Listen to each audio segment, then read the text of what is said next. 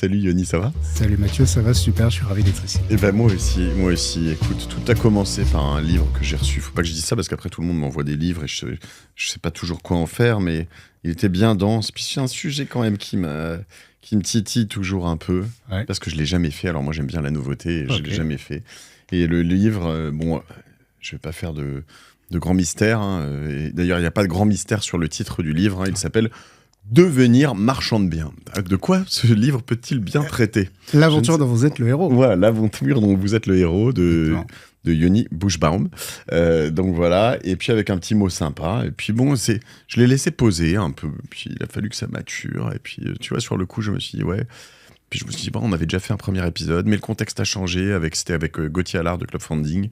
Et puis là, vraiment, c'est bon. Toi, tu as fait 30 opérations, je crois, tu vas nous raconter. Quelque chose comme ça. Puis tu formes des gens aussi là-dessus. Donc j'ai toujours quelque chose d'important pour moi dans les bons épisodes de La Martingale, c'est que je veux qu'on touche un maximum de personnes. Ouais. Je veux que l'étudiant de 18-19 ans, post-lycée, voire au lycée, comprenne et se dise ça m'intéresse, je veux faire ça. Potentiellement, s'il se débrouille bien avec ses parents, avec des gens, puissent commencer à se dire je vais faire ma première opération. Et celui qui a beaucoup d'argent, qu'on a déjà fait quelques-unes, qu'on puisse aussi partager avec lui beaucoup de choses. Ça te va comme programme? Ça me va très bien et vraiment l'intention que je vais mettre dans cet épisode, c'est que chacun reparte avec de la valeur, qu'on en ait pour tout le monde. Oui aussi, pardon, excusez-moi, en préambule, à chaque fois je fais attention à ceux qui ont écrit des bouquins parce qu'il y en a qui sont énormément sur la réserve et qui me disent bon, je peux pas tout raconter, c'est dans mon livre. Alors ça pour moi c'est un carton rouge et c'est clair, tu m'as dit non, l'idée là on va tout vous livrer.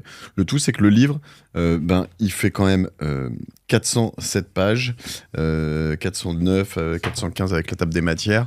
Donc vous en aurez plus quand même et plus de détails. Donc voilà, si ça vous plaît, en tout cas vous verrez ça, on en reparlera à la fin.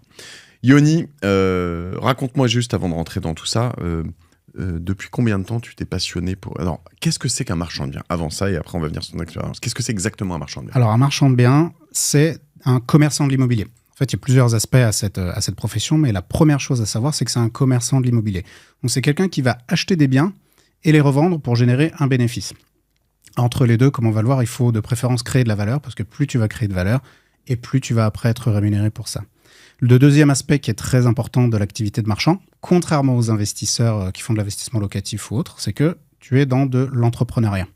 Là, tu quittes la cour des investisseurs avec tout ce qu'elle peut avoir comme moyen de protection, on va dire, et tu rentres vraiment dans l'entrepreneuriat. Et comme on va le voir, il y a une mesure de risque qu'il faut apprendre à accepter. Et aussi, on va voir ce que ça implique, et ça va avoir une influence justement sur comment faire pour réussir et pour se lancer. Ces deux aspects, c'est-à-dire commerce et entrepreneuriat. Et donc, il faut essayer le plus possible d'apporter de la valeur pour le marché dans lequel tu vas évoluer. En quelques mots, c'est ça un marchand de biens. Ok, donc ce qui est intéressant dans l'immobilier, on a tous une vision de l'immobilier qui est quand même un truc à la papa, ou à la mama si tu vous préférez, pour pas rentrer dans le genre. Mais voilà, safe, long terme, j'achète un truc, je le mets en loc, je le rénove un peu, ou je le rénove beaucoup, je le mets en loc et puis il se paye sur les années. À la fin, le crédit, salut, au revoir. Ou alors je m'achète mon bien à moi pour éviter de payer un loyer à quelqu'un d'autre. Autant se le payer à soi. Ce sont des bonnes règles. Il y a plein de bonnes choses à faire. On a fait plein de bons épisodes là-dessus et j'en ferai encore d'autres parce qu'il y a énormément de choses à faire. En plus, avec plein de plateformes, plein de manières de louer différentes. Pour des tournages, pour des vacances, pour du courte durée, moyenne durée. J'avais fait des super épisodes sur la moyenne durée. Enfin bref. Tout ça, c'est... un délire. Le marchand de biens, c'est vraiment, je reprends le terme, marchand de biens. Donc on fait du marchandage. J'achète quelque chose, je le revends. Ouais. Il y a des gens qui font ça avec des cartes Pokémon, il y a des gens qui font ça avec des montres. Il y a le marchand au coin de votre rue, il achète, il y en a qui transforment comme les boulangeries, il y en a qui ne transforment pas comme les épiceries, ils achètent des biens, ils les revendent plus cher. Là, c'est pareil. Le marchand de biens, il achète un bien immobilier et il le revend plus cher quand ça se passe bien. Ouais, c'est exactement ça. Et c'est une très, très bonne image que tu as utilisée. Parfois, moi, je te dis, c'est comme si tu achetais des coques de portable et que tu les revendais, en fait. Sauf que là, c'est des biens immobiliers. Mais la dynamique, elle est la même. Et en fait, ça va impliquer aussi une certaine approche de ta transaction qui va faire que ton truc va réussir ou pas réussir. Déjà, si tu te mets dans la peau d'un commerçant, tu dois comprendre à qui tu vas vendre. Ça, c'est la première des contraintes, c'est une contrainte commerciale, c'est à qui tu vends. Est-ce que ce sont des jeunes, des vieux, des primo-accédants, des gens qui ont des moyens, peu de moyens? Et en fonction de la typologie de public à laquelle tu vas t'adresser, eh ben, tu vas proposer tel ou tel type de bien. Le boulanger va pas proposer les mêmes produits selon le quartier dans lequel il va se trouver, selon si tu te trouves dans le sud-ouest et que les gens adorent, je sais pas, le canard ou ce genre de choses, ou que tu es au contraire dans un arrondissement de Paris où il y a que des végétaliens, tu vas pas proposer la même gamme de sandwich. C'est exactement la même chose pour un marchand de biens. Il a affaire à un public qui a certaines attentes, certaines demandes, un certain budget, et lui, il doit se conformer en fait à ces attentes. C'est marrant parce que tu me fais avoir cette remarque que j'ai de plus en plus, que j'ai mis assez longtemps à comprendre dans le business, dans l'absolu, peut-être dans l'immobilier encore plus, mais pas que. C'est que tu dois aussi comprendre à qui t'achètes. Parce que là, tu m'as dit à qui tu vends, mais que par moment, tu te dis, oui, mais personne va me vendre, je sais pas, je dis une connerie, mais ce truc-là, à ce prix-là, c'est pas assez cher, etc. Et en fait, si, il y a des gens qui te vendent des choses... tu comprends pas pourquoi, toi, au début, parce que t'es pas dans leur basket, mais qui vont... Là, je prends un exemple, mais il y a des marchands de biens qui ne transforment rien. Hein. Ils achètent un immeuble, ils le découpent en 8 appartes et ils les revendent. Oui. Et vraiment, quasi rien fait. Et en fait, ça paraît bizarre, parce que tu dis, mais pourquoi celui qui a l'immeuble ne l'a pas fait lui-même? Parce que celui qui a l'immeuble, des immeubles, il en a plein, et qu'il n'a pas que ça à faire d'aller couper ses trucs, et lui, ça l'intéresse pas de faire du... Donc, il te laisse, en fait, il laisse à quelqu'un d'autre la prise de bénéfice sur cette partie-là, parce que lui, il a pris du bénéfice sur autre chose. C'est ça, je veux dire, à qui t'achètes, non? Ouais, tout à fait. Et ça nous amène direct à un point de négociation qui est important. C'est de comprendre, en fait, là, en l'occurrence, ton vendeur, la personne avec laquelle tu vas négocier, qu'est-ce qui l'importe? Qu'est-ce qui lui importe, en fait? Et beaucoup de gens, en général ceux qui sont dans l'IMO, dans le marchand, etc., eux ont un état d'esprit très tourné argent. Ce qui n'est pas une tare, hein, mais ça vient avec le métier. Et ils s'imaginent que tout le monde est pareil. Ils s'imaginent que tout le monde a le critère numéro 1, argent. Or, en fait, il y a énormément de particuliers, de gens, de propriétaires, pour lesquels ce n'est pas du tout le critère numéro 1. Et donc là, si les gens se disent « Ah ouais, mais qu'est-ce qu'on peut vouloir d'autre à part de l'argent ?» De la rapidité de la transaction. Ouais. La sécurité de la transaction, c'est-à-dire la seule chose dont les gens ne veulent pas en général, c'est se retrouver à s'engager auprès d'un professionnel et au bout de 6 mois, 12 mois, revenir à la case départ parce que cette personne-là les a plantés ou parce qu'elle n'a pas eu son financement. Et donc, si toi, tu arrives à apporter certaines garanties, tu la soulages d'un boulet. Et ça, c'est une autre approche aussi qu'il faut comprendre. Enfin, c'est un autre aspect, c'est que nous, on s'imagine que l'immobilier, c'est des actifs, c'est des assets et que c'est génial et qu'il faut en avoir plein. Mais pour beaucoup de gens, l'immobilier, c'est juste des boulets, en fait. Ils héritent d'un immeuble, ils se prennent 60% de droits de succession dans la vue s'ils ne sont pas héritiers directs. Et là, ils se disent, mon Dieu, il faut qu'on vende rapidement parce qu'on n'a pas l'argent. Ouais, ils n'ont pas l'argent. Oui, alors ça, c'est vrai que c'est vraiment le truc. Ils divorcent, il y a un décès. Ils peuvent pas se blairer entre eux aussi. Il y a des moments où c'est la guerre et en fait, il faut juste larguer le truc parce que sinon, ça va juste être un bain de sang. Enfin, il y a plein de mutations. Ouais, il y a plein de bonnes et mauvaises raisons qui font que... Puis il y en a, ce sont des mutations, très bonnes mutations, où ils vont dans un endroit où ils vont gagner beaucoup d'argent, ils partent à l'autre bout du monde ou je sais pas où, et puis bon, ils veulent juste larguer leur truc avant de partir, tu vois. Ouais, c'est ça. C'est toutes ces raisons qui sont intéressantes. Ok, alors là, on est déjà un peu dans les détails. Si je reprends un peu un pas de recul... Ouais. Moi, ça me fait un peu fantasmer ce délire de marchand de biens. C'est pour ça que j'ai envie d'y aller. Pourquoi ça te fait fantasmer? Parce que j'ai l'impression qu'il y a beaucoup d'argent à faire. Alors, c'est pas tant l'argent, mais je trouve... Moi, j'aime bien triquer le game, tu vois, et te dire, attends, j'ai acheté ce truc-là, j'ai fait 2 coups de peinture, je l'ai revendu le double, waouh. Et en fait, c'est assez faux, j'imagine, mais à quel point on peut faire de l'argent, à quel point ça fonctionne. Et voilà. Et aujourd'hui, je voudrais que tu m'expliques des dossiers que tu as foirés, des dossiers que tu as cartonnés, et puis après le dossier moyen qui est le bon dossier qu'on va tous chercher à la sortie de cet épisode. Tu peux juste me réagir à tout ce que je te dis là, mais... Ouais, alors ça fait fantasmer énormément de gens. Ça fait fantasmer énormément de gens parce qu'en fait, tu joues avec des sommes, tu joues entre guillemets, hein, c'est pas le casino.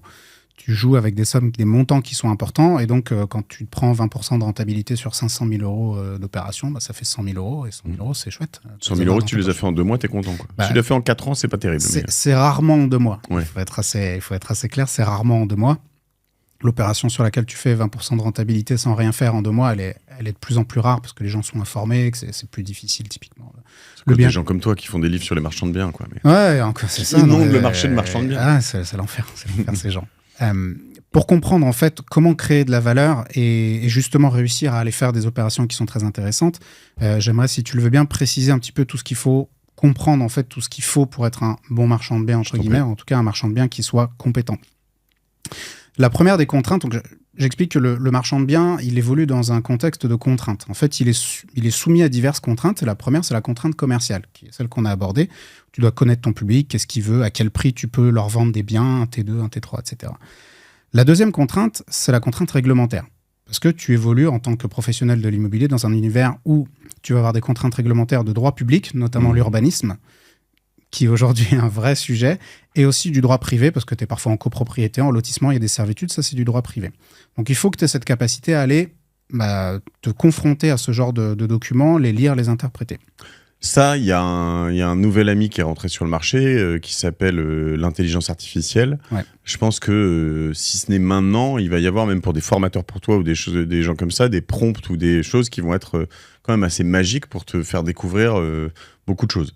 Ça peut faciliter le travail. Le fait est que justement dans ces univers-là, il y a un degré fort d'interprétation et qui là est parfois tu te retrouves complètement dans le flou. En fait, on n'a pas affaire à quelque chose de binaire. Noir, blanc, vrai, faux, autorisé, interdit.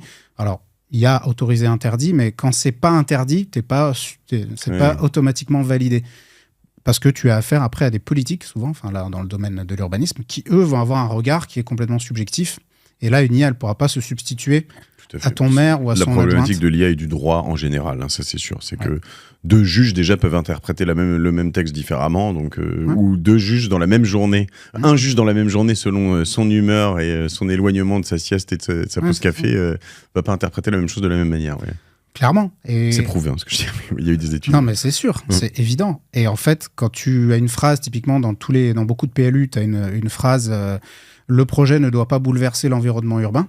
Plan local d'urbanisme, PLU. Plan local d'urbanisme, donc en gros, l'ensemble des documents qui régissent ce que tu as le droit de faire en termes de droit des sols.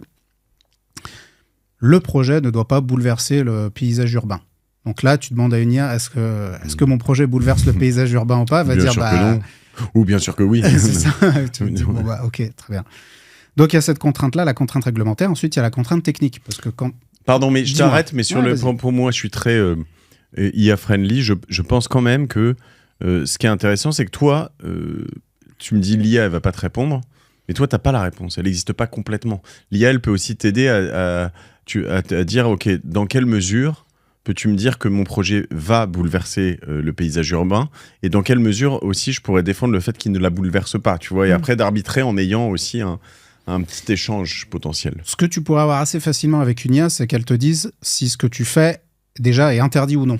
Parce que ça, en général, interdit, tu as des critères qui sont assez clairs, des retraits des limites séparatives, des hauteurs maximales, des choses comme ça. Donc là, si tu arrives à vraiment donner toutes les infos, une IA doit pouvoir te dire oui, ton projet est conforme ou il est non conforme.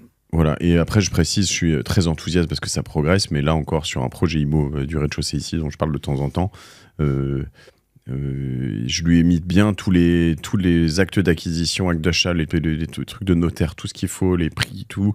Et là, ce week-end, je travaillais sur ChatGPT en mode projet, donc qui est mon gros trip du moment.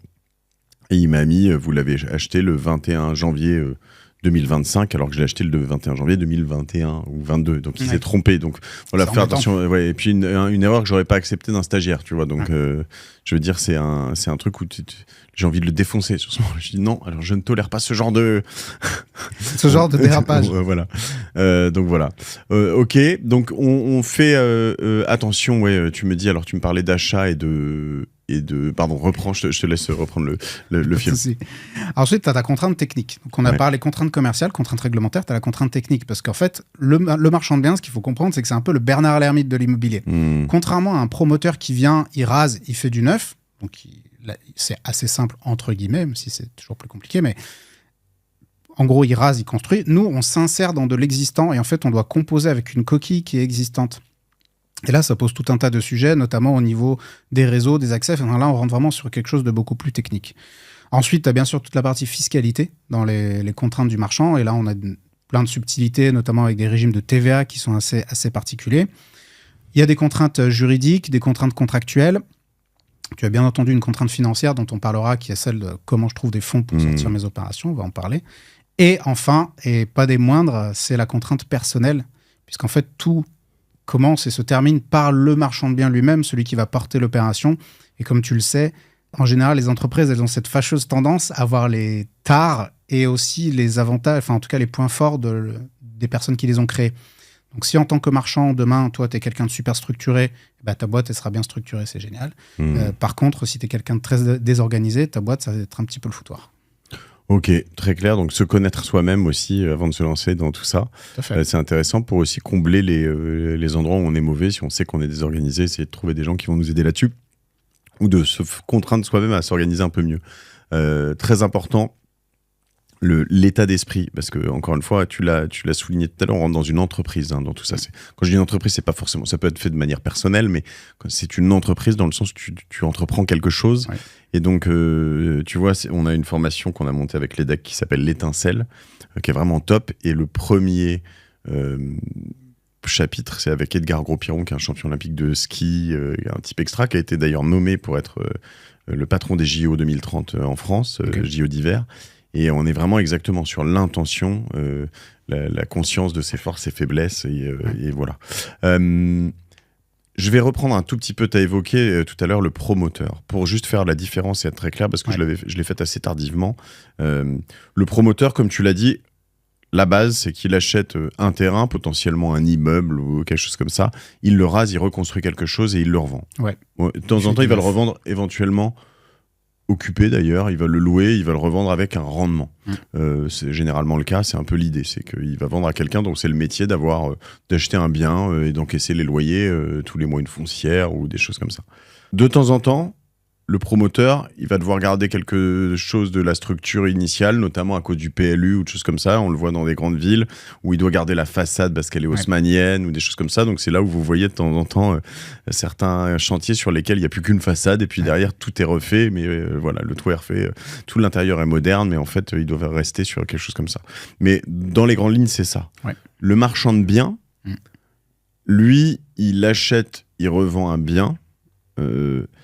Qui va rénover de temps en temps énormément de fond en comble, ou pas du tout. Alors, est-ce que de temps en temps, ça va jusqu'à, justement, il garde la façade, il refait tout, et puis il revend. Mais est-ce qu'il vend d'ailleurs un bien avec des gens dedans, en location ou... Parce que il y a des moments, il y a un petit... c'est la même chose. Enfin, il y a des moments où c'est quasiment le même métier.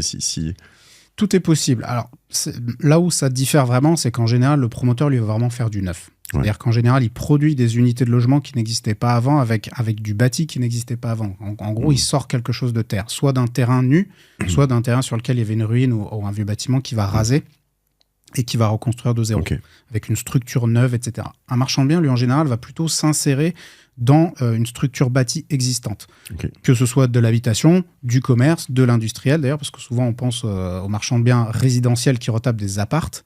Mais tu peux avoir aussi typiquement des marchands qui font du commercial, de l'industriel, qui font de la découpe d'entrepôts, de la revente d'entrepôts à la découpe. Ok, alors on a bien compris la différence. J'avais pas vu forcément en effet l'histoire des entrepôts, etc. Mais c'est intéressant de voir ça. En effet, ça peut être des bureaux, ça peut être pas mal de choses.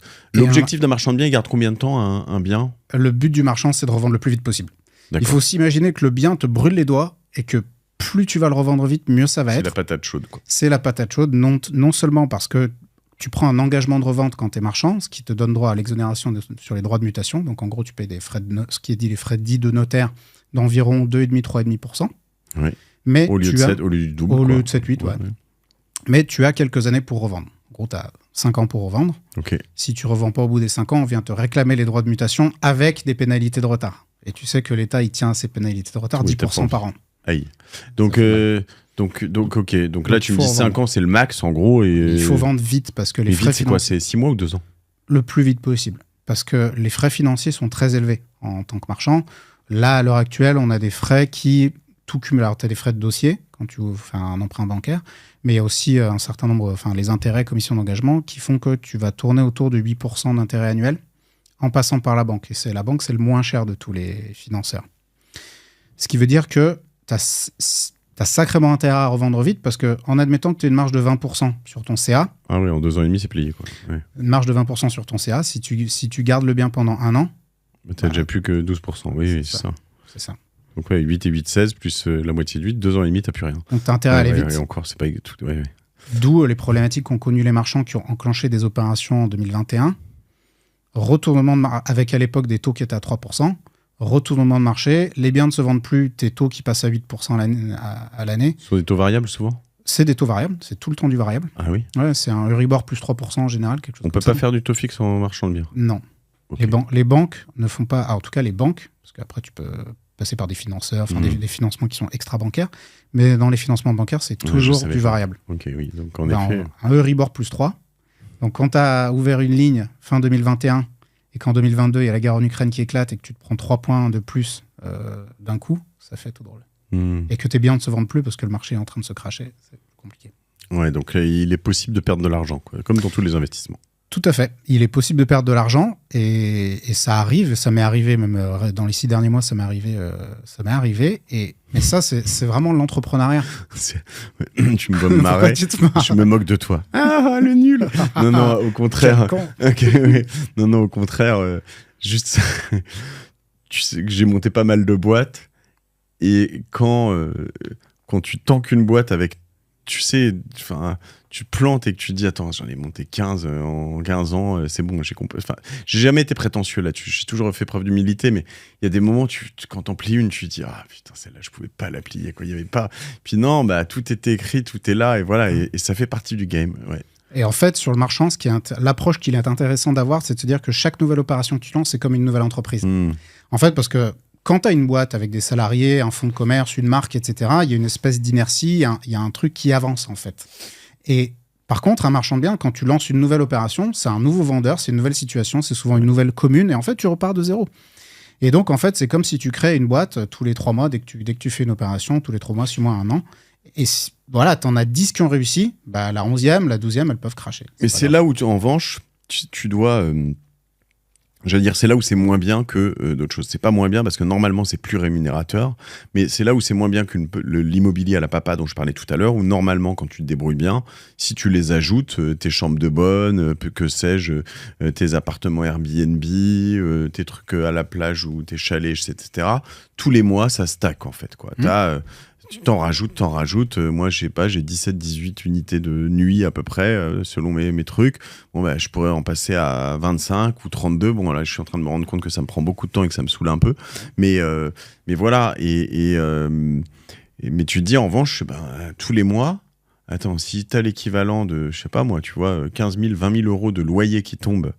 Alors oui, il y en a une bonne partie qui va servir à rembourser tes emprunts, mais quand ils seront remboursés, ce sera 15 000, 20 000. Donc là, c'est vraiment de la rente quelque part, tu vois. Oui. Alors ça veut pas dire qu'il y a des endroits où tu auras des gros travaux, où tu as des choses et que c'est toujours safe, hein, mais voilà, le marchand de biens, comme tu le dis, t'achètes un truc, tu le revends, tu fais un aller-retour, mais à chaque fois, c'est un nouveau truc, quoi. Et dans l'entrepreneuriat, c'est épuisant. Oui, après, quand je dis c'est un nouveau truc, tu repars pas de zéro non plus, dans le sens où tu as accumulé des connaissances. En général, tu as un réseau, donc tu vas avoir un notaire, un géomètre, une banque qui te suit, tu as plus de capital. Donc en fait, plus tu avances, plus c'est facile. Ta 10e opération, elle n'est pas aussi dure que ta première. Hein. Clairement, plus ça avance, plus c'est facile, plus ça roule. Alors ça ne garantit pas le non-échec, mais par contre, c'est beaucoup plus facile. Ce qu'il faut, c'est éviter de perdre tout ce que tu as gagné sur les 9 premières à la 10e. C'est mieux. Ça fait partie des autres apprentissages de l'entrepreneuriat, quoi. C'est ça. Ta première opération, c'était quoi? C'était quand? C'est où? C'était en 2013. On n'avait pas de société de marchand de biens à l'époque. On l'avait fait en nom propre, un peu comme beaucoup de gens qui se lancent. Tu dis on, c'était avec mon frère. Okay. Avec mon grand frère. On a été associés pendant une dizaine d'années. Et donc, cette première opération, c'est un lot qu'on a racheté à un marchand, d'ailleurs. C'était un petit bout de grange. En fait, lui, il avait acheté une grange qui saucissonnait en 3. On a acheté un lot et on l'a subdivisé en 2 lots. Alors, on s'est dit, comme se disent beaucoup, ça va être facile, on va faire 2-3 trucs, puis des petits travaux, et puis on va le revendre et on va faire un bénéfice. On s'est rendu compte qu'il fallait resubdiviser, donc en plus, il fallait faire une déclaration préalable auprès de la commune. Périmètre ABF, donc ça a été la misère. ABF, c'est Architecte des bâtiments de France. Périmètre protégé quand tu as un bâtiment qui est classé, en gros un monument classé historique, dans un périmètre autour, tous les projets sont soumis à une certaine juridiction et ils doivent être soumis justement à cet organisme, les ABF, qui ont un regard assez strict sur ce que tu as le droit de faire ou pas en termes d'aspect. Et donc, en fait, on s'est rendu compte là que c'était vachement plus compliqué que ce qu'on pensait. Et puis, les travaux, ça a été galère.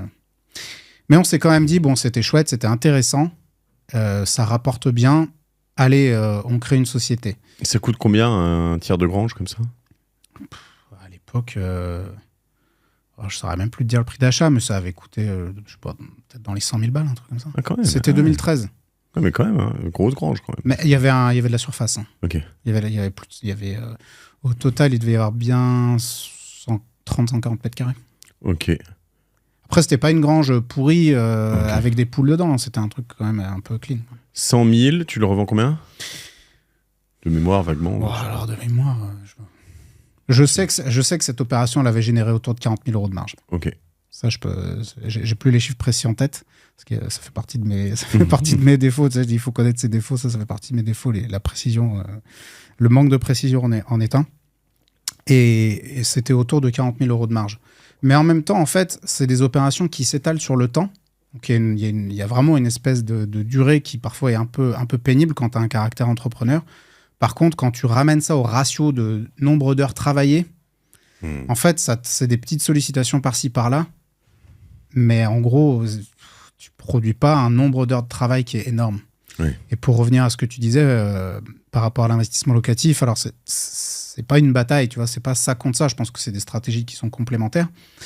Mais quand tu rapportes en fait ce que tu peux gagner avec une opération de marchand par rapport au nombre d'heures que tu vas investir, c'est quand même assez exceptionnel. Dans le pire des cas, tu vas gagner 500 € de l'heure, en gros, quoi, souvent le ratio, et puis la moyenne plutôt autour de 1000, ça peut aller à 2000 si tu te démerdes bien. Ouais, 2000 € de l'heure, tu te mets bien. Hein, ouais, c'est propre. Ouais. Par contre, parfois, tu dois attendre 1 an et demi avant de les toucher.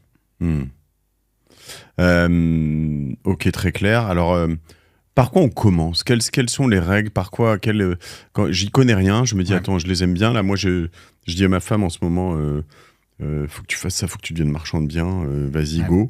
Et en fait, je pense qu'il y a autant de stratégies. Je croisais un pote ce week-end dans mon club de sport, là, eux, ils font ça, genre, mais ils achètent des trucs, t'as pas idée, toi, t'es parti de ta grange. Eux, ils achètent des trucs à 15 000 € avenue Foch, le mètre carré. Ouais. Et tu te dis, mais attends, comment tu vas gagner de l'argent avec 15 000 €? Ils refont les choses pour des Américains, ils te le vendent, mais clé en main, avec les canaps, les trucs, les machins, tout machin, à 25 000 €. Et en fait, et ça marche super bien. Mais, comme quoi, il y a autant de stratégies. Bon, comment on fait ?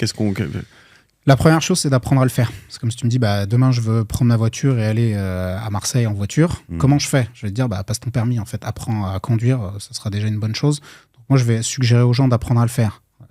J'ai un bouquin, un organisme de formation, mais que vous le fassiez avec moi ou avec quelqu'un d'autre, apprenez, faites une formation qui soit un peu sérieuse, mais en tout cas, apprenez, parce que aujourd'hui, on sait quand même des choses, la connaissance, elle est disponible. Quand moi je me suis lancé, il n'y avait rien qui existait. Pas de bouquin, pas de formation, c'était galère. Il a fallu... On en reparlera à la fin du bouquin de la formation, mais peu importe, moi je vais vous négocier, de toute façon je vais te tordre le bras, sois prêt. Mais peu importe, encore une fois, vous le fassiez chez toi, où il y a des endroits où c'est pas forcément toujours vrai, mais là, l'enjeu, si tu parles d'une formation en centaines ou en milliers d'euros, de toute façon, vu l'enjeu du business dans lequel tu te lances, tu t'auras vite économisé 2 secondes. En 2 secondes l'erreur que tu fais qui va vite te coûter 10 000 balles. Quoi. Donc, clairement. Les gens qui participent à nos formations, je leur dis, mais mon but, c'est de vous faire au moins x10 ou x20 sur votre investissement. Et si une personne fait une opération, tu sais, tu fais de l'immobilier, qu'un conseil en immobilier te fait économiser des milliers d'euros en 2 secondes, en fait. Donc, en fait, vous avez le choix. Vous qui écoutez, chers auditeurs, vous pouvez apprendre avec une formation structurée, ou alors vous pouvez apprendre comme moi je l'ai fait, c'est-à-dire en allant vous taper la tête contre les murs et en vous prenant des coups de pied au cul, en gros. Vous apprendrez aussi, on apprend bien dans ce truc-là, mais dans cette voie-là, mais c'est beaucoup plus long et c'est aujourd'hui, c'est pas nécessaire. Je sais en tout cas que moi aujourd'hui, quand je dois me lancer dans un nouveau truc, j'essaie de prendre une formation si elle existe. Ah, ok, alors les bases de ce qu'on va apprendre. Tout ce dont j'ai parlé avant, c'est-à-dire la prospection, où est-ce que tu dois chercher, qu'est-ce que tu dois faire, comment tu dois lire un PLU, pourquoi tu dois lire un PLU. En gros, comment tu peux créer de la valeur en restant dans les clous de la réglementation et dans les clous des contraintes auxquelles tu es soumis. Ok, mais alors, une fois que tu as cherché ça, pour répondre à la question, où est-ce que tu vas chercher ? Qu'est-ce que tu vas chercher ? Où est-ce qu'on fait de l'argent en ce moment dans tout ça ? Alors justement, là, on rentre dans le vraiment concrètement comment faire. Et souvent, les personnes qui se lancent vont essayer de trop intellectualiser la chose. Et justement, dans le petit plan que j'ai préparé avant cette intervention, je t'ai dit numéro 1, il faut apprendre, numéro 2, tu vas bosser. Et quand je dis tu vas bosser, c'est va faire des visites, va prospecter. Va sur le terrain. Il y a beaucoup de gens aujourd'hui qui sont derrière leurs écrans, qui regardent les annonces, les trucs, et jamais ils vont prospecter. L'IMO, c'est un métier de terrain. Ouais. Donc, à partir du moment où tu t'es à peu près décidé, tu t'es dit, moi, je veux faire de l'habitation, dans l'habitation, je veux faire du primo-accédant, ou je veux faire comme tes potes Avenue Foch, je veux faire du luxe, ou je veux découper des entrepôts. Ok, tu as décidé, cette décision, elle t'a pris 1 heure, à peu près, de réflexion. Maintenant, bouge ton cul. En gros, va sur le terrain, va prospecter, va faire des visites, va te casser la tête, va faire des plans, va discuter avec des agents IMO, va sur le terrain, va bosser. Alors, je rebondis là-dessus parce que je le dis sur mon autre podcast, mon mantra, c'est do it, mais faites-le, mais vraiment. Alors, dans tous les univers de votre vie, hein, vous voulez faire de la musique, vous voulez faire des trucs, d'abord, tu te formes, t'apprends, et puis après, tu vas sur le terrain et tu vas dans un bar et tu joues, et puis même si c'est nul, voilà. Mais sur l'immobilier, ce que ça t'apprend, et c'est le cas partout, hein, c'est autant l'expérience, les visites, le ressenti, que le réseau. Et c'est très important dans les deux cas. Dans l'immobilier, le faire, ça veut dire quoi ? Ça veut dire mettre ses annonces, déjà, mais ses filtres pour recevoir les alertes. C'est les alertes que je voulais dire. Tu reçois tes alertes, et là, tu screens un peu, et après, tu te forces. Mais il faut se donner des objectifs. Il faut se dire, je vais faire 2 visites par semaine. Peu importe, ça m'intéresse pas. Peu importe. Tu vas visiter. Et une fois que tu visites, tu vas voir qu'il se passe plein de choses. C'est que déjà, il y a des trucs que tu pensais nuls qui ne sont pas si nuls que ça. Ensuite, il y a des trucs que tu pensais très bien qui sont vraiment pourris, mais bon, ceux-là, tu serais allé les visiter quand même normalement si tu as bien fait. En plus, ça te met dans une dynamique de faire. Et enfin, le truc que beaucoup de gens mésestiment, c'est comme tu vas sur le terrain, tu rencontres les agents, tu rencontres les gens, eux, ils te prennent au sérieux et à un moment, il y a énormément de choses qui se passent off-market dans ces métiers. Et là, on va t'appeler, on va dire, attends, j'ai ça, j'ai ce truc, j'ai ça, machin, etc. Quand on voit que tu es sérieux, que tu commences à connaître, etc., le plus tu visites de biens, sans en acheter à la limite, peu importe, le mieux tu te porteras à la fin, le mieux tu connaîtras vraiment et tu sentiras le marché. Quoi. Ouais. Non mais t'as mis le doigt sur ce qu'il faut faire, en gros, c'est aller faire des visites. C'est parce que ça, en fait, c'est vraiment l'essence dans la bagnole. Si pour prendre une métaphore de ton entreprise comme un véhicule, les visites, ça va être l'essence dans le moteur. Et à partir de ça, tout démarre. Et à partir du moment où, comme tu l'as dit, tu te mets en mouvement, tu te mets en action, tu vas rencontrer, tu vas te frotter au monde, en fait, et à tout ce qui peut t'apporter, et ben, c'est là où des opportunités inespérées vont popper, en fait. Je ne sais pas si c'est ton conseil d'après, mais je ne l'ai pas. Mais en tout cas, pour moi, il y a un moment où, quand tu fais toutes ces visites, il y a un moment où tu en vois un et tu sais. Ouais. Tu le sais. Tu vois, c'est là, et tu sais, quand tu hésites trop, généralement, faut pas trop. Enfin, faire attention aux hésitations, parce que moi, j'ai eu des hésitations et je me suis foiré, j'aurais pas dû hésiter. Mais il y a des moments où tu vas voir un truc, tu le sais, et moi, on va dire que mon conseil d'après, en tout cas, je sais pas si c'est le tien, mais faites des offres. Ouais. Quitte à les faire basses, en fait, faites des offres. Eh ben, je te jure, c'est marqué là. Faire des offres. Voilà. Mais tu shootes bas. Parce que moi, j'ai été plusieurs fois surpris dans ma vie de remporter des trucs, mais loin de la target. Quoi. Ouais. Et la plupart du temps, ça marche pas, hein, mais c'est ok, c'est pas grave. Quoi. T'as dit beaucoup de choses qui sont très justes et effectivement, faire des offres, ça en fait partie. Mais tu disais, il y a des moments où tu sais, il y a des moments où tu sais pas. Mais en fait, le fait est, et ça, vous devez bien le comprendre, et ça, tu l'as certainement vécu en tant qu'investisseur aussi, c'est que si on te présente une bonne affaire, mais que tu es dans un marché que tu ne maîtrises pas, tu ne sauras pas que c'est une bonne affaire. Et en fait, c'est là où tu vas hésiter. Et derrière quelqu'un qui, lui, sait que c'est une bonne affaire, il va emporter le machin. Et là, le truc va te passer sous le nez. Et on a tous des biens immobiliers comme ça, on y repense encore 5 ans après, se dire putain, celui-là, on en a tous au moins un. Sachant qu'il faut faire attention, et tu reviens sur se connaître, c'est un super épisode, et vraiment, tu mets toutes les choses à l'endroit, Yoni, donc merci. Mais il faut aussi vous connaître dans le sens où il y a des gens qui sont... personne ne se reconnaîtra si j'utilise ce terme peureux, mais prudent, trop prudent. Alors que quand tu engages de l'argent, là on va parler en dizaines, plutôt centaines de milliers, voire de temps en temps millions d'euros, c'est toujours vertigineux, quoi. Moi, ce bureau-là dans lequel t'es, je l'ai payé 1,8 million. Ouais. Il fait 350 mètres carrés, mec. 1,8 million, avec les travaux, je l'ai sorti à 2,1 millions. C'est n'importe quoi le prix. J'étais à 5 000 du mètre, tu vois. Ouais. Ça n'existe pas. Et ben, typiquement, là, tu es en train de me dire ça, moi, je sais pas, je sais pas si c'est bien ou pas. À 5 000 € du mètre carré dans Paris, je veux dire, voilà, il en vaut. Pas le marché. Le voisin, en dessous, 2 ans après, il vendait à 12 500. Ok. Mais quand j'ai signé, j'étais, mais pas du tout à l'aise. En fait, j'étais en flip total. Quand j'ai fait l'offre, quand on est arrivé, on s'est dit, on est en train de faire n'importe quoi, etc., etc. Et moi, je suis pas du tout prudent. Tu vois, je fais partie quand même plutôt des têtes brûlées. Donc, t'imagines, là, tu te dis, autour de moi, j'ai des gens, la femme de mon frère, avec qui je suis associé, elle disait, mais vous êtes malade, faut pas faire ça, etc., etc. C'est la plus belle opération de notre vie. Ouais. Tu vois, et donc, chacun, alors il y a des gens qui ne feront pas de marchand de biens parce qu'ils en sont pas capables, ils n'ont pas les guts, tu vois. Ouais, mais c'est pas grave. C'est pas grave, exactement. Mais en revanche, connaissez-vous là-dessus parce que de toute façon, il y a un moment où on flanche. Il y a souvent un moment où on flanche et on se dit hop, hop, hop, hop, hop. Il faut savoir aussi se connaître là-dessus et garder la tête froide. Ouais. Et pardon, je parle beaucoup, mais l'inverse est vrai. C'est que le FOMO est très important. Là, moi, j'ai fait des offres récemment sur un autre bureau. J'ai fait l'offre, je me suis projeté, je me suis dit je le veux. Tu sais, dans ma tête, la nuit, je dormais pas, je faisais les plans, etc., etc. Et puis là, la contre-offre, en fait, elle était à un niveau. Moi, mon offre, elle était au prix, en fait. C'est ce que je voulais. Et donc, mettre les 200 000 ou 300 000 de plus, c'était plus le prix. Et à un moment, j'ai failli céder en me disant non, en fait, c'est bon, c'est dommage de le louper pour ça. Mais en fait, c'était 15% de plus que le truc et ça flinguait ma rentabilité. Ouais, c'est quand tu laisses rentrer l'affect. En fait, Exactement. dans le truc. À partir du moment où il y a de l'affect, et là, il faut faire très, très, très attention parce que sur le marchand, c'est interdit de tomber amoureux de ton bien. C'est interdit, ok ? C'est comme si tu dis, moi, je me mets sur Tinder, t'as l'interdiction de tomber amoureux de la nana avec laquelle tu veux un truc un coup d'un soir. C'est pareil avec l'immobilier. Les opérations de marchand, c'est un coup d'un soir. T'as l'interdiction absolue de tomber amoureux du bien parce qu'en général, quand t'as le coup de cœur, entre guillemets, tu dis, ah, c'est génial. Là, tu arrêtes de réfléchir. T'arrêtes de voir ses défauts, t'arrêtes d'être raisonnable et c'est là où tu te plantes. Et c'est là où tu dis le soir, tu commences à faire des plans, tu te projettes, etc. Et si le truc te passe sous le nez, Mais il te passe sous le nez, c'est pas grave, il y en aura un autre. t'as les boules, quoi. Tandis que si tu te dis, bon, bah, c'est un bien et puis en fait, il y en a 50 autres qui vont sortir dans la journée, bah, c'est pas grave, en fait. Ok, on visite, on voit du monde, on voit des agents, on fait des offres. Là, tu dois trouver comment valoriser. En fait, tu dois trouver un facteur de valorisation possible du bien.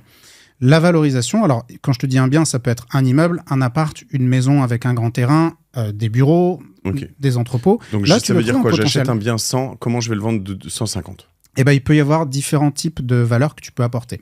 Il y a du réagencement, un truc typiquement qui est très mal foutu. Tu vois un T2 de 80 mètres carrés, on en voit parfois dans l'ancien, des trucs mal fichus comme ça.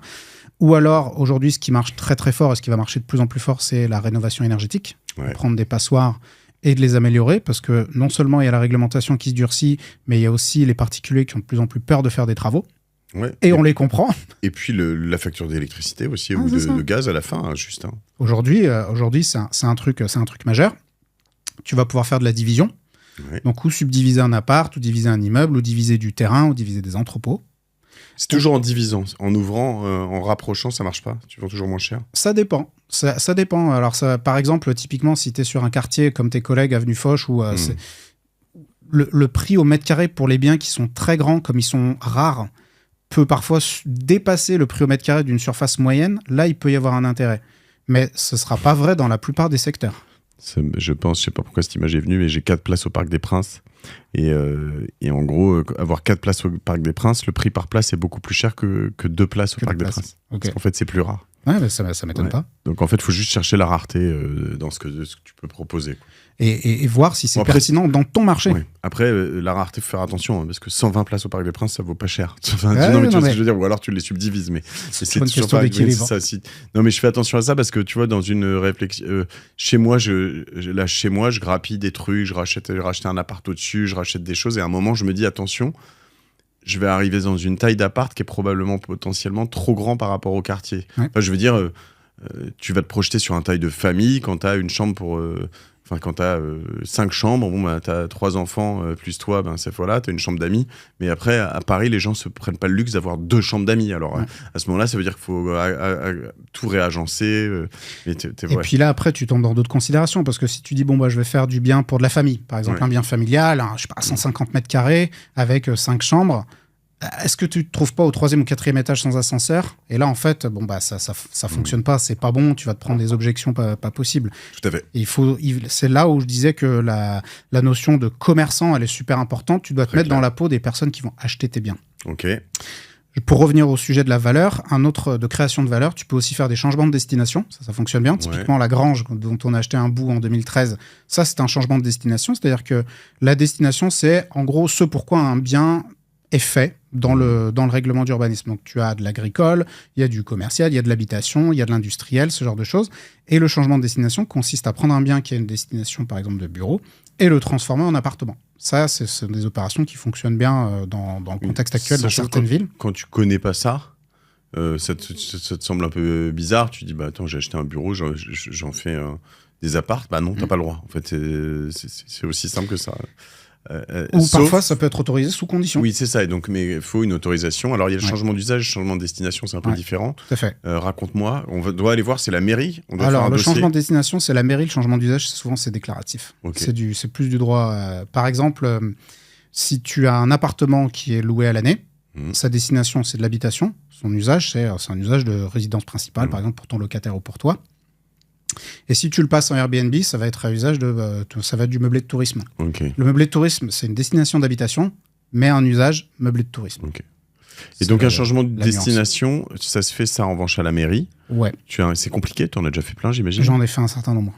C'est quoi, c'est relou Non, c'est faut un avocat, c'est quoi? Tu remplis des CERFA? L'avocat, il est rarement nécessaire dans le marchand, sauf quand ça commence à sentir mauvais. Okay. L'avocat, t'espères pas avoir à l'appeler. Mais en gros, c'est ou géomètre ou architecte, ou les deux, selon la typologie d'opération que tu veux réaliser. Et oui, c'est ou un permis de construire ou une déclaration préalable. Okay. Pour faire un changement de destination, et c'est pas très compliqué. Il faut aller, bien sûr, consulter le PLU, voir si tu as le droit de le faire, parce que parfois la mairie ne va pas vouloir certains changements de destination. Par exemple, à Paris, aujourd'hui, ils veulent plus d'habitation et moins de bureaux. C'est ça, si je comprends bien. Donc, par exemple, à Paris, ce que tu n'auras typiquement pas le droit de faire, c'est prendre un commerce qui est en pied d'immeuble et le transformer en studio. Parce que et ça, dans toutes les grandes villes, parce que les mairies ne veulent pas que ça se transforme en quartier de dortoir et qu'il n'y ait plus de commerce. Ok, ouais, tout à fait. Donc là, typiquement, il y a ce qu'on appelle du linéaire commercial. Et à l'inverse, les grandes villes ne veulent pas que tout ce qu'il y a au-dessus se transforme de bureaux, d'habitation en bureaux, parce qu'ils veulent pas qu'il y ait que des bureaux, ils veulent qu'il y ait encore des habitants dans leur ville. C'est ça, des gens qui payent des impôts. Ils veulent la mixité d'usage. Ok. Et c'est souvent... Enfin, ça fait râler parce que c'est de la contrainte, mais c'est du bon sens. Et il y a une sorte de second marché là-dessus. Il y a des endroits, enfin, tu peux acheter de la commercialité, c'est-à-dire que si je comprends bien, alors je sais pas si tu connais le marché parisien, toi tu es plutôt à Lyon, mais il y a des endroits où tu as des gens qui veulent passer un commerce en habitation et d'autres qui veulent passer une habitation en commerce ou en bureau. Et donc, tu peux aller à la mairie et dire, attendez, j'ai un contrepoids en face. Une compensation, ça s'appelle. Je sais qu'à Lyon, aujourd'hui, la mairie, elle demande ça. Elle dit, si tu me détruis un logement, c'est-à-dire si tu le passes en meublé de tourisme, typiquement, tu détruis un logement pour des gens qui vont y habiter à l'année, tu dois apporter une compensation, c'est-à-dire que tu dois créer un logement. Ex nihilo, donc bon courage. Mais effectivement, si tu as quelqu'un qui potentiellement subdivise un appart, là, il y a une création de l'eau et ça peut éventuellement fonctionner. Mais là, je ne veux pas trop m'avancer puisque chaque commune, pour le coup, a sa propre réglementation. Ok. Donc, le changement d'usage, changement de destination, c'est quelque chose aussi intéressant. Ouais, donc, ensuite, tu peux acheter un bien, le changer de destination et le revendre et salut, au revoir. C'est possible. Tout à fait. Et gagner 1000 € du mètre carré. Ouais. Ça peut être possible. Souvent, ça va impliquer un peu de travaux. Parce que ce qui est à destination agricole ou de bureau est souvent peu adapté à l'habitation. Donc, il va y avoir des travaux un peu, de viabilisation, ce genre de choses à faire. Mais oui, ça se fait. Enfin, c'est du travail. Okay. Et le dernier facteur de création de valeur qui peut exister, alors, il y en a d'autres, mais j'ai parlé des principaux, c'est de solutionner des problèmes. Solutionner des problèmes juridiques ou sur le bien ou auprès des propriétaires. C'est-à-dire, typiquement, tu achètes un bien dont le propriétaire a fait une extension n'importe comment, sans autorisation, et aujourd'hui, son bien, il est infourgable parce que personne n'en veut. Et en fait, toi, tu dois te dire, OK, moi, je suis pro de l'immobilier, donc je vais être rémunéré pour nettoyer la merde des autres. En gros, pour solutionner des problèmes. Soit j'arrive, je démolis, soit j'arrive, je règle le problème avec les gens autour en disant, bon, voilà, je vais mettre une porte là et faire un truc là. Je vais à la commune, je leur dis, voilà, moi, je veux solutionner le problème, comment on fait ? Alors, après, tu rentres dans des négos avec les uns avec les autres. Ou alors, solutionner des problèmes aussi dans les successions, auprès des vendeurs. Parce que là, il y en a toujours. Tu as parlé tout à l'heure des couples qui peuvent plus se blairer. Ça, c'est un truc. Donc, ils peuvent plus parler. Et tu as aussi les successions où là, je te raconte pas, les gens, quand ils héritent d'un bien, il y a tout qui ressort. Parce qu'en France, on parle pas d'argent. Enfin, la plupart des gens ne parlent pas d'argent. Et donc, au moment où papy et mamie décèdent, il y a toutes les embrouilles qui ressortent, c'est-à-dire, ouais, mais toi, t'as été favorisé. Quand t'avais 4 ans, souviens-toi, mais mon c'est petit tracteur bleu, mais tu me l'as piqué, espèce d'enfoiré. Mais t'imagines pas à quel point c'est ça. Mais vas-y. Et en fait, les successions, ce sont des indivisions, c'est-à-dire que chacun est propriétaire d'un petit bout individu du logement, et il faut que 100% des propriétaires soient d'accord pour vendre. C'est-à-dire que si t'as tonton Michel, qui justement s'est fait léser à Noël il y a 43 ans, il se dit... Je vais leur montrer et je vais les bloquer. C'est qu'ils le trouvent pas, quoi. Ouais. Et en fait, tu te retrouves dans des situations absurdes où il y a un des héritiers qui dit bah non, moi je vous emmerde et je vendrai pas. Et c'est souvent ces biens-là qui partent après aux enchères judiciaires sur décision du tribunal, en fait. Parce que souvent, la succession saisit le tribunal pour dire ordonnez la mise en vente de ce truc, s'il vous plaît, on n'en peut plus, quoi.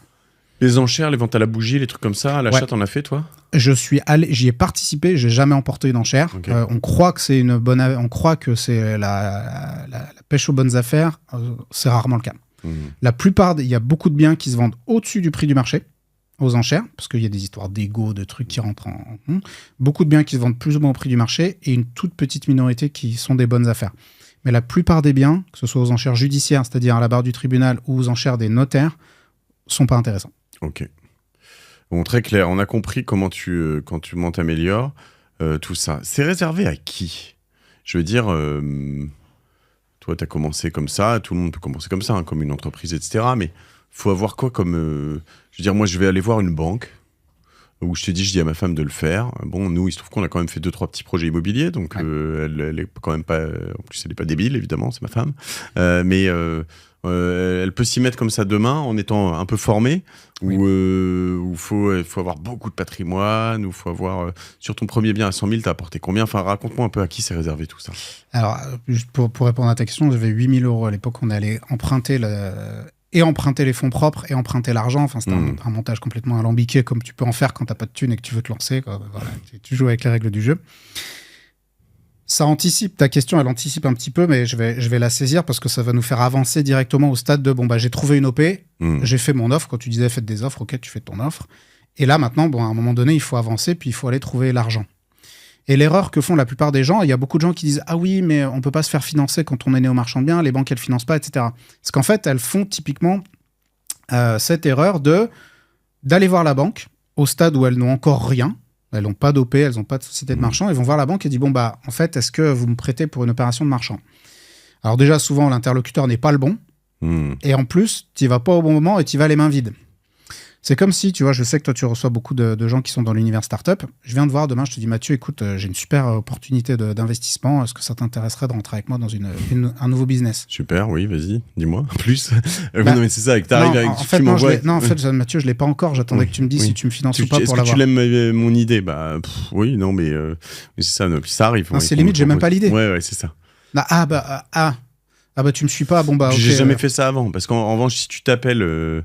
je sais pas moi, Elon Musk en ce moment il a moins en odeur de sainteté, mais si tu t'appelles, même j'en ai eu par le passé, Maxime Legardez qui est passé sur mon podcast, un jour il est arrivé, c'était pas aussi bancal que ça, mais il avait un bout d'idée, il a fait un truc sur WhatsApp, j'ai investi parce que je savais que c'était Maxime Legardez, et j'ai bien fait parce que j'ai fait x3 en 2 ans, tu vois, mais voilà, si je te connais pas et que je sais pas que t'as pas de track record, random qui arrive te demander de l'argent, tu veux lui dire crée en fait ton truc et puis viens me voir après. Peut-être, je ferme pas la porte, mais d'abord propose-moi quelque chose. Donc ce qu'il faut faire concrètement, c'est avancer en fait sur ton OP, c'est-à-dire aller signer le compromis chez le notaire et commencer à monter l'opération.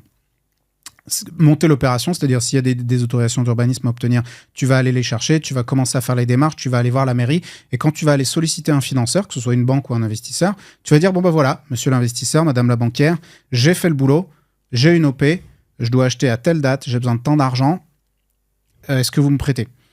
Et donc là, beaucoup de gens vont peut-être se dire ah ouais, mais ça veut dire que tu avances sans savoir si tu es sûr d'être financé. Oui, en fait, tu es entrepreneur. Je sens que généralement, souvent, tu peux avoir, j'imagine aussi dans le marchand de biens, mais des conditions suspensives de financement. Tout à fait. Donc si tu n'es pas financé, de toute façon, le deal tombe à l'eau. Tant mieux pour toi parce que tu n'as pas à payer de...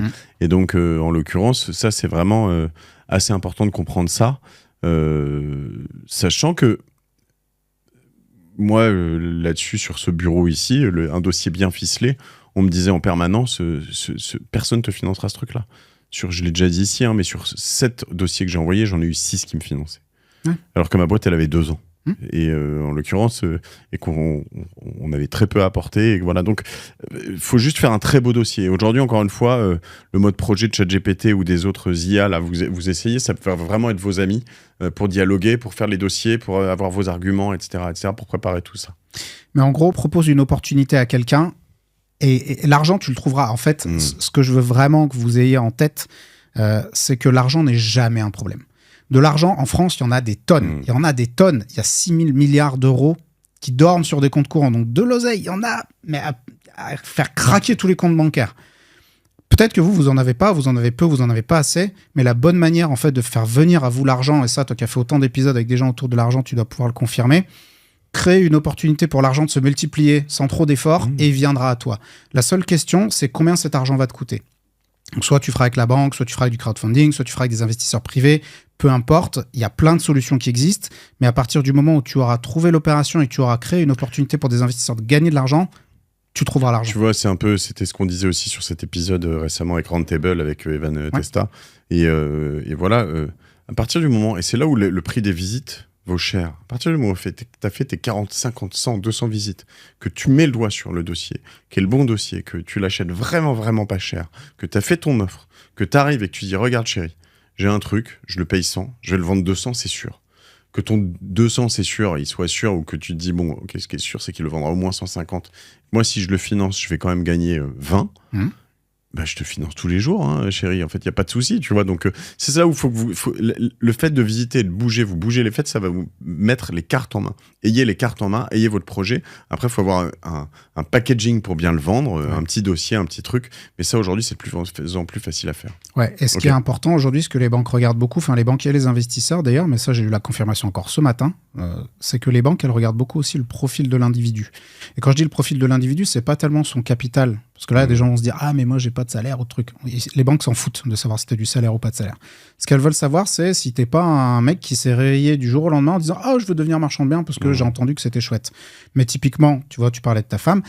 Elle, si elle met en avant l'expérience que vous avez dans l'immobilier, tu dis j'ai 17-18 lots, etc., j'ai déjà fait ci, j'ai déjà fait ça, le banquier va se dire bon, bah, ok, celle-là, elle sait quand même de quoi elle parle. Et comme tu le dis, l'expérience, c'est aussi... tu vois, ces années de travail dans des belles boîtes, en fait, il y a un moment où tu inspires la confiance ou non. Et d'ailleurs, vos réseaux sociaux là-dessus, de plus en plus, ils sont un peu screenés. Hein, donc, il faut faire attention. Si t'es le mec bourré tout le temps sur Insta public ou Twitter et que tu racontes des trucs, des grosses conneries, à un moment, tu perds des points. Quoi. Donc, l'objectif, c'est de gagner des points dans tous les sens, partout, de montrer que t'es sérieux, que t'es fiable, t'es quelqu'un de confiance. Okay. Il faut savoir se vendre. Ok. Il faut savoir se vendre. Ok, parfait. La suite, alors, une fois que tu as réussi à financer tout ça, bah, tu fais l'opération. Financé, on a acheté, on fait l'opération. Là, il faut faire le taf. Et là, le taf, l'objectif, c'est la célérité.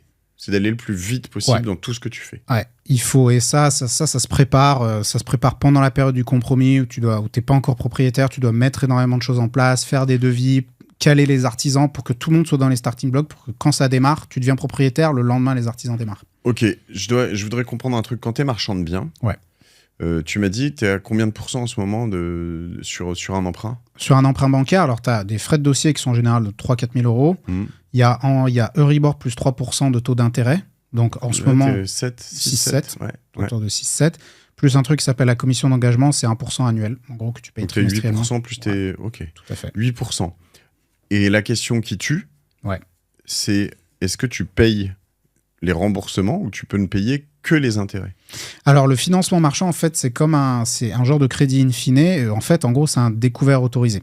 Donc, tu payes que les intérêts. Tu ne payes que les intérêts. Tu ne rembourses pas de capital. Donc, tu achètes un truc 100 000 euros ou 1 million d'euros, mettons, pour être plus ambitieux. Tu achètes 1 million d'euros, tu vas rembourser 80 000 par an d'intérêt. Sur ton année. Sur ton année, 80 000. Et tu ne vas pas rembourser de loyer, etc. C'est pas un prêt que tu amortis. En fait, tu payes que les intérêts et il y a un privilège de prêteur de denier ou une hypothèque qui est mise en place. Et à partir du moment où tu revends, la banque, elle se paye en premier. Enfin, le notaire prend l'argent et rembourse la banque. Et une fois que tu as terminé, la ligne est soldée, c'est revenu à zéro, c'est fermé. Et si tu veux un nouvel emprunt, il faut que tu redémarres à zéro. Tu reprennes une ligne. Ok, donc tu fais le job. Ça veut dire, encore une fois, l'obsession, c'est la vitesse là-dessus. Donc, si par exemple, tu prévois de faire des travaux, il faut que le jour où tu as les clés, ça commence. Quoi. C'est ça. Les plans sont faits, tout ça. Ah oui, les plans sont faits normalement depuis bien longtemps. Et Les devis ont été validés, les artisans sont calés, ils sont prêts à venir. Tu as un objectif de détention, toi, assez précis? Tu te dis c'est 3 mois, c'est 6 mois, c'est... Ça dépend des biens, parce qu'il y a des biens sur lesquels il va y avoir beaucoup de travaux, des biens sur lesquels il y en aura peu. Enfin, vraiment, ça va dépendre. Et l'objectif, c'est quand même d'en faire le moins possible dans les travaux. Oui, pas forcément. Est-ce que, pardon, je reformule. Moi, j'ai des endroits où je me dis, je veux investir massivement là-dedans parce qu'une fois que c'est investi à fond, mais ça, c'est un truc de propriétaire qui garde les biens de détenteur, tu vois, et qui les loue ensuite. Mais une fois que c'est loué et que c'est bien fait, je serai tranquille. Les gens, ils restent parce que je fais un truc bien. Ouais. Ça marche pas chez le marchand. Ça dépend quel secteur. Si tu vends typiquement à des primo-accédants dans le 93 et des gens qui ont relativement peu de moyens, on va dire, par rapport à la région, alors il va falloir essayer d'en faire le moins possible pour proposer le prix le plus bas possible parce que ces gens-là cherchent un prix. En revanche, tes collègues Avenue Foch, eux, ils n'ont pas intérêt à aller acheter du carrelage 33 par 33 de chez Brico Dépôt. Parce que s'ils en font le moins possible, ils vont se retrouver avec un bien en fait dont les caractéristiques ne correspondent pas aux attentes du marché. J'ai fait le 33 par 33, ouais, en effet, il est dégueu celui-là, c'est grand. C'est le premier prix. Et puis il est facile à poser et tout, c'est super. Exactement. Faut un peu le découper pour les coins. Mais... ok, très clair. Très clair. Donc, on a acheté, on a fait le max, tout ce qu'il fallait faire. On t'a détaillé tout à l'heure. Est-ce que je l'ai découpé? Est-ce que j'ai fait du PLU? Est-ce que j'ai fait du géomètre? Est-ce que j'ai fait tout ça? Et si possible, faut en faire le plus possible. C'est-à-dire que plus tu vas mobiliser de choses qui font créer de la valeur, c'est-à-dire résoudre des problèmes, apporter de la performance, faire un joli bien, le réagencer, solutionner des problèmes. En général, plus tu les accumules, plus tu crées de la valeur, plus c'est rentable. Tu gagnes des points. Okay. C'est rentable. Et après, donc, tu revends. Tu revends. La question, c'est pareil, tu me dis ça dépend, etc. Mais c'est quoi l'objectif? Tu veux revendre à combien de plus? En général, quand ça coûte 8% par an, tu vas vouloir faire quand même 30-40% de marge brute, non? En général, ce qui est souhaité, c'est à minima 20% de rentabilité sur le chiffre d'affaires de l'opération. Le chiffre d'affaires de l'opération, c'est la somme des ventes de tous les lots. Okay. Donc, en général, ce qui est considéré comme un genre de minimum, c'est 20%. C'est pas une règle absolue. T'as acheté 1 million, tu vends 1,2 million. 1 million, c'est achat plus travaux plus tous les frais. Ok, donc y compris les frais bancaires et tout. Alors, pardon, je te dis une connerie. Le CA de ton opération, ça va être si le CA est à 1 million, c'est que tu as revendu à 1 million. Oui, non, là, je pense CA à 1,2 million. CA à 1,2 million, ça veut dire que si tu as fait une somme de dépenses à 1 million, il faut effectivement que tu revendes à 1,2 million. Y compris les frais bancaires. Hein. Donc, tout. Les frais financiers, il faut les inclure, absolument. Ok, donc en gros, l'idée, c'est de te dire... j'ai acheté 800 000, tu m'as dit 2,5 de frais de notaire, ça fait 16 000, j'ai 100 000 de travaux, ça fait 916 000, j'ai pas eu 8% de banque, donc ouais, t'es à 50, et puis 40, ouais, un peu moins, puis en fait, t'y es là. Okay. Ouais, ça va très vite. Donc c'est un 800 000 pour revendre 1,2 million quasiment. C'est ça. Oui, ça fait un plus 50% quand ouais. même. Mais ça veut dire que tu as quand même mis des travaux, etc. Enfin, tu as fait du job. Ok. Et à la fin, tu gagnes 200 000 balles. Bon, tu as déjà fait des opérations à 1 million, toi ou... Non, alors, pas vraiment, non. Okay. Moi, on a toujours, quand on a commencé à se développer avec mon frère, on a préféré, alors on a largement dépassé le million de chiffre d'affaires. Par contre, on a toujours préféré aller le faire sur mieux valait faire pour moi 2 opérations à 700 000 qu'une à 1,5 million. Parce que tu étales ton risque. Ok. Quels endroits sur quels endroits il y a le plus ou le moins de compétition? Parce que tu vois ce que je veux dire, souvent dans l'immobilier, par exemple, là, la question que je te pose, elle est naturelle, c'est que tu grossis. Au début, tu te dis, attends, toi, une opération à 100 000, tu la fais peut-être plus. Parce que tu te dis, j'en ai fait 30, ça va. Franchement, non. Si elle rapporte 30 000 et qu'il n'y a pas grand-chose à faire, j'y vais. Moi, je crache pas sur il n'y a pas de petits profits. Mais souvent, c'est ce que tu dis quand tu grossis. Tu vois, moi, à cause d'Avostra, j'ai eu une agence. À un moment, au début, on faisait des sites à 5 000, 7 000 euros. À la fin, on touchait plus rien, moins de 50 000. C'est normal parce qu'en fait, tu fais que des gros sites, tu as beaucoup de monde. Et, tu vois, le cycle de vente est long. J'ai l'impression que sur la promotion ou sur pas mal de choses, il y a quand même des endroits où de plus en plus les pros, vraiment pros, ils vont à plus de 5 millions, 10 millions. Enfin, est-ce qu'il y a des zones que tu as identifiées, selon géographiques ou financières, qui sont un peu plus intéressantes? Non, chaque zone a ses avantages et ses inconvénients.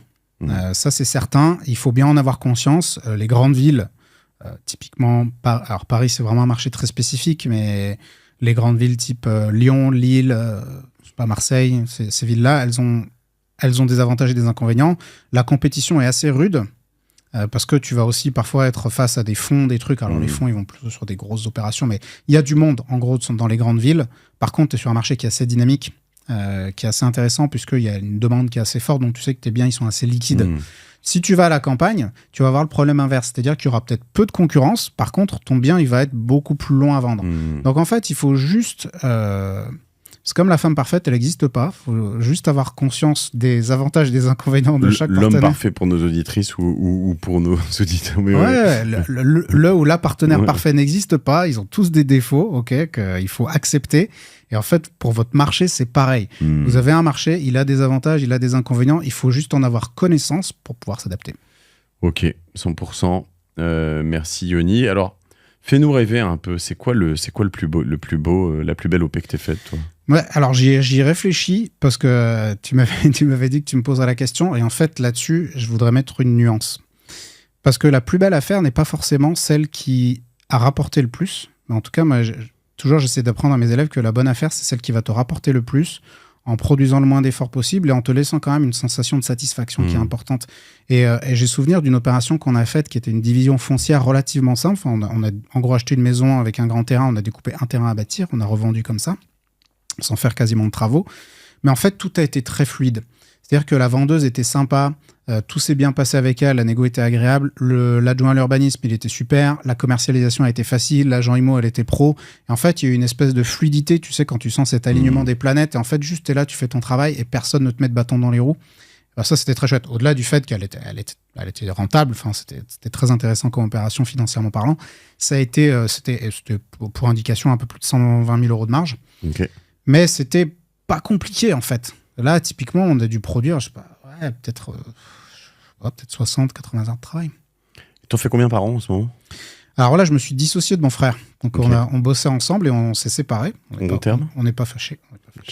Mais on a arrêté de bosser ensemble. Donc j'ai recréé ma boîte de marchand récemment. Donc je suis un jeune marchand et là, j'avais enclenché 2 opérations. C'est une boîte qui a été créée à l'automne 2024, pour remettre du contexte chronologique, et on tourne ça 4-5 mois après. Il y en a une qui a foiré sur les 2, tu vois déjà, donc je peux en parler si j'ai 2 minutes. Vas-y, vite fait. En gros, j'ai voulu aller trop vite, ça fait partie de mes inconvénients. Moi, je veux toujours aller trop vite. Je pense que j'avais un truc d'ego, j'ai voulu me prouver à moi-même que tout seul, je peux y arriver aussi, tu vas voir, machin truc. Et je suis allé trop vite, on m'a proposé une opportunité, je me suis dit, franchement, c'est une super opportunité. À ce prix-là, je peux pas me tromper, j'ai acheté un prix du mètre carré qui était super intéressant. Et en fait, il y a eu un certain nombre de contraintes qui se sont additionnées, qui se sont empilées, et une forme de nonchalance de ma part qui ont abouti au fait qu'à un moment donné, je me suis dit, merde, j'ai fait une connerie. Tu l'avais acheté à ce moment-là déjà? Non, je l'avais pas acheté, mais j'avais passé les délais de dépôt, de conditions suspensives, les trucs comme ça. Donc en gros, là, j'étais face à un choix de me dire, ok, ou je me plante un peu, ou je choisis de persévérer dans le truc, et peut-être que je vais me planter beaucoup dans 6 mois ou dans 1 an. Donc là, je suis allé, j'ai ravalé mon ego, je suis allé voir l'agent immobilier, je suis allé voir le notaire, je suis allé voir tout le monde, je leur ai dit, écoutez, je me suis trompé, j'ai fait une erreur, combien ça va être quoi le prix de la connerie, quoi. En gros, je veux en sortir, combien ça va me coûter. Donc ça m'a coûté 25 000 euros, pour info, d'indemnisation du vendeur. Je m'en suis tiré pas trop mal, ça aurait pu être pire. Mais ce que j'essaie d'expliquer aussi souvent, c'est qu'il me vaut mieux se couper un doigt que le bras. Et quand tu sens qu'une opération est pas bonne, il vaut mieux te barrer, parce qu'en général, ton intuition, elle te trompe pas. Ok. Donc là tu es parti sur un rythme de 2, 3, 4 par an. Et en fait, quand on était à l'époque où ça tournait bien, en général, on en avait 3, 5 qui étaient en glissant un petit peu sur l'année, parce qu'il y en a qui sont en train de se finir, il y en a qui démarrent, il y en a qui sont en préparation. Et en fait, l'idée, ce qu'il faut, c'est avoir toujours ta trésor qui soit occupée. C'est-à-dire, si tu as une trésorerie, je sais pas, 300, 400, 500 000 que tu vas allouer à ton activité, c'est de se dire, tiens, dans 6 mois, je vais revendre telle opération, ça veut dire que je vais récupérer 100 000 euros de capital. Il faut que dès maintenant, je trouve une opération que je vais acheter dans 6 mois pour occuper ce capital. Et donc, si tu le fais au début en perso, c'est de l'impôt sur le revenu, c'est de la flat tax, ça se passe comment? Alors, il est très déconseillé de le faire en perso parce que c'est une activité de commerce. Donc, il faut la déclarer au RCS, il faut avoir une société. C'est très possible, vous essayez de créer une boîte pour faire ça. Ouais, puis je veux dire, créer une boîte, c'est pas un gros. C'est pas une grosse démarche. La friction fiscale, et là-dessus, quand tu crées une boîte, t'es quand même bien imposé sur ta plus-value. 15% imposé à l'IS. Et 15% et 33 si jamais ça fait des montants importants. Tu es imposé à l'IS, mais par contre, tu n'es pas imposé sur l'opération, tu es imposé sur l'exercice fiscal. C'est-à-dire que si tu t'es versé des rémunérations, des trucs comme ça, ça va gommer aussi. Si tu gagnes sur certaines paires sur d'autres, ça s'annule. Ok. Si vous voulez en savoir plus, on a déjà fait un beau tour. Merci Yoni. On peut te suivre, toi, Yoni Buchsbaum. Donc BUCHSBAUM, Yoni YONI. Donc on te suit sur LinkedIn, sur Insta, j'imagine. Ouais, Yoni MDB sur Insta, Yoni Buchsbaum sur LinkedIn. Si vous voulez plus d'infos sur le marchand de biens, il y a ma chaîne YouTube MDB Academy sur laquelle je donne énormément de contenu, donc n'hésitez pas à aller la voir. Il y a ce livre donc qui s'appelle Devenir marchand de biens aux éditions Vuibert. Ouais. Donc voilà, vous le trouverez, je mettrai le lien sur le descriptif de l'épisode. Et puis voilà, prenez bien sur mon lien parce que je prendrai une affile comme ça au passage. Bien sûr. Tu fais un aussi donc la MDB Academy, ce sont des formations. Il y a plusieurs niveaux de formation. Ouais, on a des formations pour les personnes qui débutent, pour les personnes plus confirmées. On a des programmes d'accompagnement aussi opérationnels justement pour les gens qui ont un peu la main qui transpire avant de faire leur offre, pour là justement les accompagner, pas sur toutes leurs opérations. Et aussi le point dont je voulais parler, qui est en parallèle de mon organisme de formation, c'est j'ai créé 2 boîtes, une qui fait du courtage pour le financement de marchands. Donc là, on va vous aider à aller voir les banques, à trouver les bonnes banques. Et aussi, j'ai créé une autre boîte qui fait du financement alternatif. Donc si vous avez une OP qui est rentable, vous pouvez venir nous voir. Ça s'appelle Antares. Dans tous les cas, si vous ne savez pas, envoyez un mail à contact@mdb-academy.fr et on vous redirigera vers le bon truc. Mais si vous avez une OP, ne la laissez pas filer. C'est ce que vous devez retenir. Vous avez une opportunité, saisissez-la, c'est très important. Ok. Bon, toi, tu es en train de devenir le méta promoteur du marchand de biens, finalement, quoi. Oui, je suis rentré là-dedans un peu par hasard et avec la formation et l'immobilier, j'ai trouvé un peu l'ikigai parce que j'aime beaucoup transmettre la connaissance et je peux transmettre la connaissance sur un domaine qui m'intéresse. On ne rentrera pas sur l'infoprenariat et l'impact de tout ça parce qu'on n'a pas le temps. Cela dit, si on veut tester cette formation MDB Academy et qu'on vient de ma part, qu'est-ce qui te ferait plaisir ? Je sais pas moi, 35% de remise. Rien que ça. Bah ouais. Non, 35%, c'est ingérable. Moi, je peux proposer 10%. Bon, 35%, tu m'arraches le bras. Là. Bah ouais, je t'arrache le bras, moi. On fait jamais de. Sache-le, je fais jamais de réduction sur les formations. Ok. Alors, attends, on va faire ça. Regarde, 10% pour tous ceux qui tapent le code martingale, peu importe le temps, dans 1 an, dans 2 ans, etc. Bon, ce que je te propose, c'est qu'on mette un lien. Un lien dans le descriptif de l'épisode. Un lien dans le descriptif. Et pour les 20 premiers, 25%. Ah, 25%. Les 20 premiers 20%. Bon, 20%, vous aurez 20%, les 20 premiers, allez-y. Voilà, je vais voir, comme ça viendra tout de suite. Et puis, vous ferez un bisou à Yoni quand vous le verrez de ma part. Et puis, vous me ferez un bisou aussi à moi. Allez, merci Yoni, merci pour... Je précise que je touche rien sur ces 20%. En revanche, je vais prendre tous les fees sur la vente de ton bouquin. Oh putain, tu vas pas aller loin. Je déconne. Sur les 20, ça gagne tellement rien, un bouquin. 2,50 € je gagne par livre. Pour 34 € vendu. Ouais. Oh putain, vu la gueule du travail que tu as dû fournir. Ouais. Ok. Mais on y va quand même l'acheter, des bonus vidéos téléchargés, il y a tout ça, voilà, Bonnie Buchsbaum, merci à vous tous, merci à toi, c'était très précis, c'était super cool, je suis sûr qu'on a oublié plein de choses, mais tant pis. On aurait pu en parler pendant des heures. On aurait pu en parler pendant des heures. Moi, je vais faire des OP de marchand de biens, je vais motiver ma femme. On va y aller, je viendrai faire les choses que je gagnerai, c'est que tu me feras des conditions préférentielles sur les prêts. Et une fois qu'on y a goûté, fais gaffe parce que c'est difficile de s'arrêter. Hein. C'est clair, moi j'adore l'IMO aussi, mais voilà, le problème c'est que moi je mets de l'affect. En revanche, dans les biens, que j'ai du mal à pas en mettre. Faut arrêter. Non, j'ai du mal avec cette... tu vois, j'ai failli te reprendre tout à l'heure, mais j'aime bien mettre de l'affect parce que je crois que quand tu mets de l'affect, tu vas être capable de vendre de l'affect. Et je crois vraiment à la vente de l'affect, c'est-à-dire être capable de vendre un beau produit, un beau projet.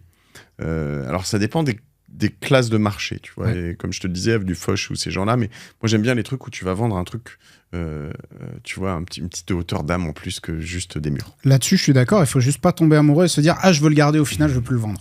Ouais, je tombe facilement amoureux. Allez, salut. Merci Mathieu. Salut plus, merci à vous tous. Si vous êtes nouveau sur la Martingale, abonnez-vous, le Discord, et puis voilà... un peu partout, il y a une newsletter qu'on a repris aussi, et puis faites-nous des commentaires positifs sur les plateformes de podcast, et puis s'ils sont négatifs, faites-les plutôt par email, comme ça on les prendra en considération, on les verra passer. Allez, bisous, à la semaine prochaine, salut.